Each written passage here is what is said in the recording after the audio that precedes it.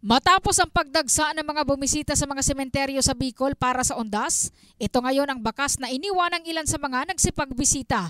Samot-saring basura na nagkalat. Sa Legazpi City Public Cemetery makikita ang mga magagandang bulaklak na inialay sa mga mahal sa buhay na namayapa na, subalit madadaanan mo ang mga plastics, mga bote ng soft drinks at tubig. Samantalang sa pagtaya ng PNP Bicol, nang pumatak na ang alas 6 ng gabi, hindi nila inasahan ang pagdagsa ng mga bisita sa mga sementeryo. Doble kasi umano ito. Ang nasa 50,000 katao ay umakyat ito sa 250,000 katao. Kasama ang mga nakikitang dahilan ay ang paganda ng kalagayan ng panahon pagsapit ng gabi. Sa ilang probinsya kasi ng rehiyon, maulan at ang Albay naman ay sobrang init. Kung kaya nasa 5,000 naman ng mga kapulisan ang dineploy sa mga lugar para magbigay ng seguridad at siyang aalalay sa mabigat na daloy ng trapiko. Yan ang report natin sa inyo ng Drive Max Adult Herbal Capsule, lalaking laging umaangata. Ito si Brigada Julie Rodriguez Belian in the heart of changing lives ng Brigada News of Philippines, the Music and News Authority.